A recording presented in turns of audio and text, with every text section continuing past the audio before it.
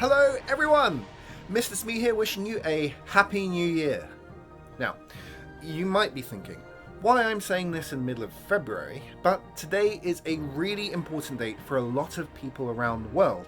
It's the Lunar New Year. Now, the lunar calendar is an old type of calendar based on the movements of the moon around the Earth, and today, Friday the 12th of February, is the Lunar New Year, the start of a brand new phase of the moon and the beginning of the lunar calendar.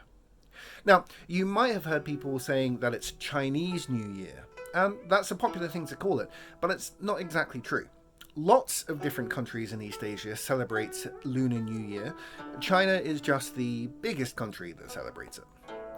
Now, you might also know that each Lunar New Year is named after an animal. Last year was the year of the rat, and in 2021 we are starting the year of the ox. All these animals come from a traditional Chinese story about a race between lots of different animals. The clever rat actually came first by riding on the strong ox the entire way and jumping off across the finish line at the last moment. So the ox came second. Now you might think the ox would have been angry and upset, but actually the ox are seen as humble, reliable hard workers who never ask for praise. The ox never wanted to be first. The ox just wanted to do as best as they personally could and didn't compare themselves to others.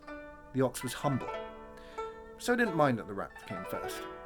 Now, one thing you might know about Lunar New Year is that you always see lots of red everywhere. Red clothes, red posters, red decorations, red lanterns, red fireworks, and you might wonder, why red? Well, that's because red is seen as a very lucky colour, a colour that brings good fortune and keeps away bad luck.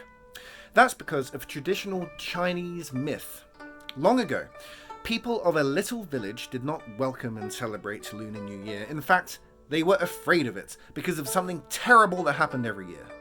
Near the village were some mountains, and in the mountains lived a horrible monster. It had huge eyes, a giant flapping mouth, sharp teeth, and a terrible hunger. It was Nian Shao, the dragon.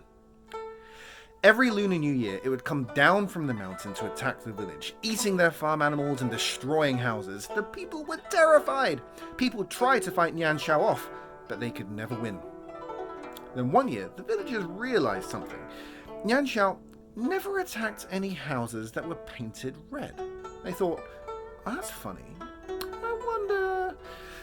That year, they decided to paint all their houses red. Now, they didn't realize this at the time, but Nian Shao had a secret. And that secret was that Nian Shao was terrified of the color red. So when Nian Shao returned the following year, it had a terrible fright. Everywhere it looked was red. The houses were painted red, the people were wearing red, everywhere it looked, it was all red. The villagers could tell Nian Shao was beginning to get frightened, so they opened up all their windows and started banging their pots and pans and making a huge noise. Nian Shao was so scared it flew away and never came back. So that's why Chinese people love the colour red so much. We believe that red scares away bad luck, so that you get to keep all the good luck. As for all the banging of the pots and pans, that is also a traditional part of Lunar New Year celebrations, making lots of noise through drums and fireworks.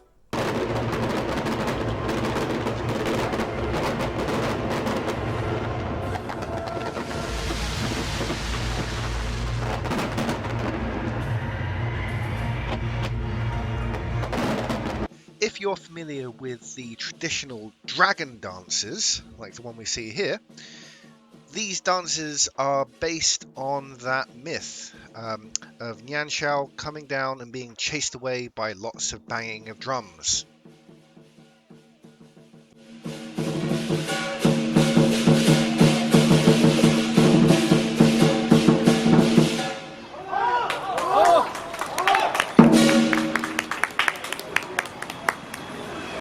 An important thing to say around this time of year is the Chinese phrase Gong Xi Fa Tai.